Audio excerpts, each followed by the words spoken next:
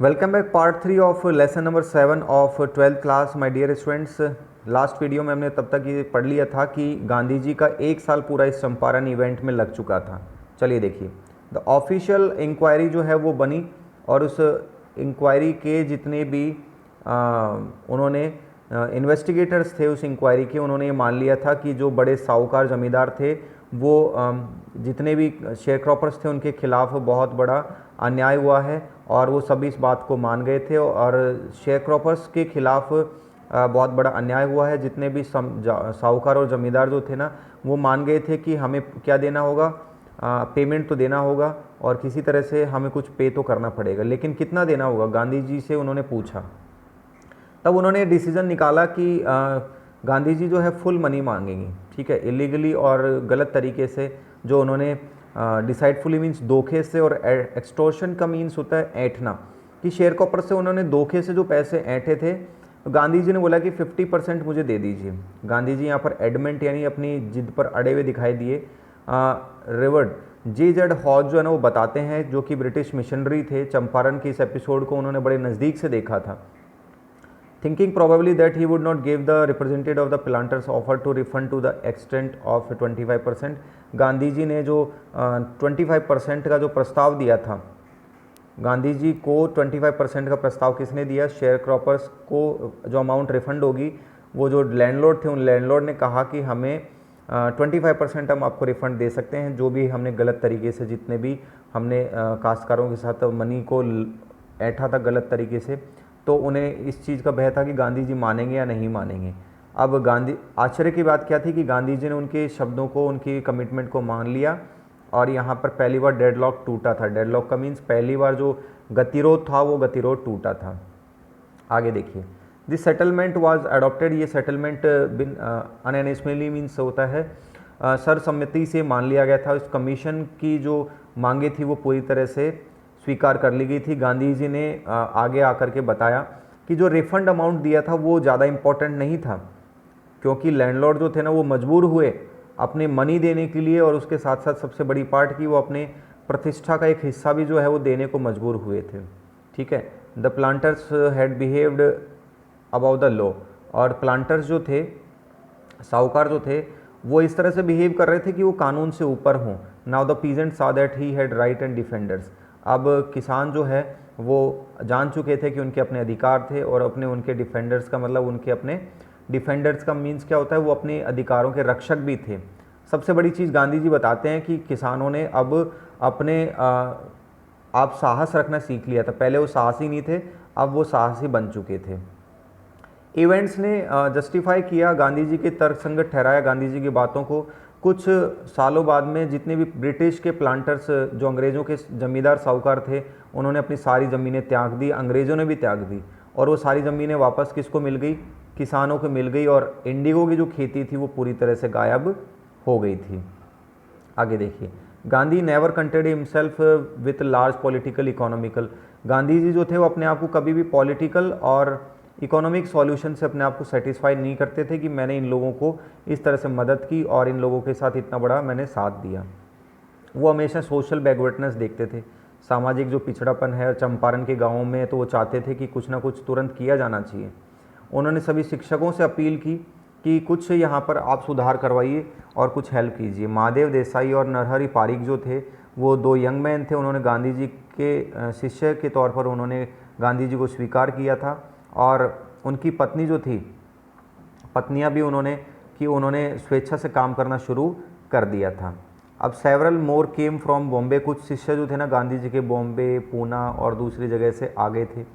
देवदास जो थे गांधी जी के सबसे छोटे बेटे थे, वो भी आश्रम से आ गए थे, और मिसिस गांधी भी जो थी ना वो मदद कर रही थी। 6 गांवों के अंदर प्राइमरी स्कूल खोली गई। कस्तूरबा गांधी जो हैं वो सिखा रही थी महिलाओं को किस तरह से स्वच्छ रहना चाहिए और किस तरह से सामुदायिक रूप से स्वच्छ रहना, हमें साथ साथ जब रहें तो हम स्वच्छ रहना चाहिए। गांधी जी की जो पत्नी यानी मिसेज गांधी सिखा रही थी। हेल्थ कंडीशन बहुत बुरी थी। गांधी जी को एक डॉक्टर जो था ना वो मिल गया था, यानी गांधी जी ने मना लिया था एक डॉक्टर को कि 6 महीने तक आप फ्री सर्विस दें। 3 मेडिसिन जो ना अवेलेबल कराई गई डॉक्टर के थ्रू। एक तो कैस्टर ऑयल, एरंडी का तेल, क्विनेन की दवाई और सल्फ़र ऑइंटमेंट की मलहम जो होता है ना ऑइंटमेंट, ये 3 दवाइयाँ थी। अब दवाइयों का यूज़ कैसे किया जाना था कि किसी की कॉटेड टंग थी, मैली जीभ थी, तो उसे डोज ऑफ कास्टर ऑयल दिया जाता था। अगर किसी को मलेरिया बुखार होता था उसे क्विनेन के साथ कास्टर ऑयल दिया जाता था। और किसी के स्किन पर बहुत ज़्यादा खुजली वगैरह और इस तरह से थी तो कास्टर ऑयल के साथ में मलहम भी लगाया जाता था। गांधी जी ने नोटिस किया कि महिलाएं जो थी उनके बहुत गंदी दशा थी। उन्होंने कहा कस्तूरबा गांधी से कि आप बात कीजिए महिलाओं से और किसी तरह से इस चीज़ का समाधान कीजिए। और एक महिला जो है कस्तूरबा गांधी को अपनी झोपड़ी में लेकर के जाती है। वो बोलती हैं कि देयर इज़ नो बॉक्स और कबर्ड हेयर फॉर क्लोथ्स। वो महिला गांधी जी की पत्नी को बोलती है कि देखो यहाँ पर हमारे पास में ना तो कोई बक्सा है, ना ही कोई अलमारी है कपड़े रखने के लिए, और जो साड़ी मैंने साड़ी जो पहन रखी है यही एक साड़ी मेरे पास है जो मैंने पहन रखी है। During is long stay in Champaran के लंबे स्टे के दौरान गांधी जी जो है उन्होंने अपने आश्रम पर दूर से ही नज़र बनाई रखी। उन्होंने रेगुलर इंस्ट्रक्शन भेज दिए और फाइनेंशियल वित्तीय लेखे जोखे भी वो मंगवाते रहे। और वो रेसिडेंट को, वहाँ के जो रेसिडेंट थे उनको वो लिखते हैं। अब कि पहले बताया गया कि गांधी जी कभी भी अपने इकोनॉमिकल और जो राजनीतिक मुद्दे थे उनसे कभी भी वो अपने आप को खुश नहीं रखते थे। वो सामाजिक पिछड़ापन जो है ना उसको सुधार उसमें वो करते थे। तो उन्होंने वहाँ पर अपना मैसेज भेजा, जो अपने आश्रम में रेसिडेंट रहते थे उनको मैसेज भेजा कि जो पुराने जो शौचालय के जो गड्ढे हैं उन गड्ढों को भर देना है और नए गड्ढे खोद लेना, नहीं तो पुराने वाले गड्ढे जो है उनसे स्मेलिंग आने लग जाएगी, बहुत बुरी बदबू आने लगेगी। चंपारण का एपिसोड जो था ना गांधी जी की लाइफ में टर्निंग पॉइंट था। गांधी जी बोलते हैं कि मैंने क्या किया है, बताओ मैंने चंपारण में क्या किया। Was a very ordinary thing. ये तो बहुत ही ऑर्डनरी थिंग है, साधारण सी बात है जो मैंने की है।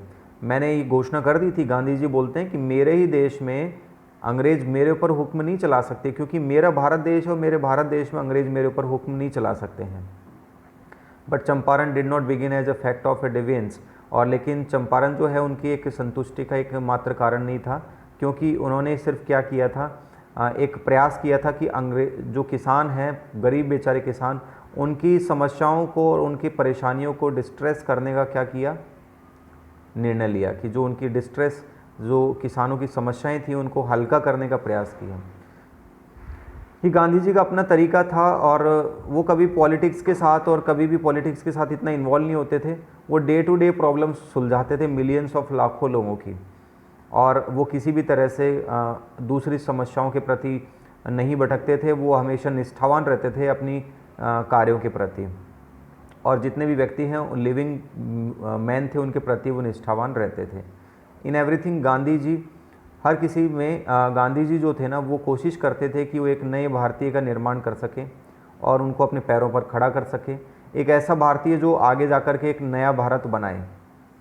अर्ली इन चंपारण के कार्यों के दौरान चार्ल्स फ्रियर एंड्रूज जो थे ना, इंग्लिश शांति दूत थे, वो गांधी जी के सच्चे क्या बन गए थे, शिष्य बन गए थे एक तरह से। और वो आए, चार्ल्स फ्रियर एंड्रूज, गांधी जी को अलविदा कहने कि वो अपनी फीजी आइलैंड पर ड्यूटी के लिए जा रहे थे। गांधी जी के लॉयर जो थे ना, उनके दोस्तों ने सोचा कि कितनी अच्छी बात हो कि चार्ल्स फ्रियर एंड्रू जो है ना वो चंपारण में रुकें और उनकी मदद करें। लेकिन एंड्रयू वाज विलिंग, एंड्रयू तो मदद करना चाहते थे, लेकिन वो बोले कि अगर गांधी जी एग्री हो तो मैं मदद करने को तैयार हूँ। लेकिन बट गांधी वाज वेहमेंटली, लेकिन गांधी जी ने क्या किया, ज़ोरदार तरीके से इस चीज़ का विरोध किया। वो बोले कि केवल आप इस तरीके से मदद लेना चाहते हैं कि एक अंग्रेज़ हमारी साइड में है, इससे पता चलता है कि आप वास्तव में, आपका मन जो है वो कितना कमज़ोर है, आप वास्तव में कितने कमज़ोर हैं, आप एक अंग्रेज़ की मदद लेना चाहते हैं। This is just and just, you must rely upon your self. आपको केवल अपने ऊपर विश्वास रखना चाहिए, आपको मिस्टर एंड्रयू के अंदर ऐसी कोई मदद नहीं देखनी चाहिए, और सिर्फ इसलिए कि वो एक अंग्रेज़ है इसलिए आप उनसे मदद लेना चाहते हैं। He had read our minds correctly. Rajendra Prasad बोलते हैं कि गांधी जी ने हमारे दिमाग को पढ़ लिया था अच्छी तरह से, और वी हैड नो रिप्लाई, और हमारे पास कोई जवाब नहीं था। गांधी जी ने हमें सही मायनों में आत्मसंतुष्टि का पाठ पढ़ाया था, आत्मसंतुष्टि जो है वो हमें सिखाई थी। सेल्फ रिलायंस जो था ना, आत्मविश्वास, आत्मसंतुष्टि, आत्म कॉन्फिडेंट भरा जो एक विश्वास गांधी जी ने दिया था, ये एक सच्चा भारतीय जो था वो शेयर क्रॉपर्स इन सभी को साथ में मिलजुल करके रहना सिखा रहे थे। गांधी जी ने ये तरीका जितने भी शेयर क्रॉपर्स थे और एक आज़ाद भारत होने वाले भारत के आज़ाद व्यक्तियों को सिखा दिया था। मीन्स आत्मविश्वास ही गांधी जी ने सभी को दिया था कि हमें खुद पर मेहनत करनी है और खुद हमें सारी सफलताओं को प्राप्त करना है और भारत को आज़ाद कराना है, किसी अंग्रेज़ की हमें मदद नहीं लेनी है। सो मेरे प्यारे बच्चों, ये था इंडिगो चैप्टर पार्ट 3। इसी के साथ ये लेसन ख़त्म होता है। Take care of your health and study regular. जय हिंद, वंदे मातरम।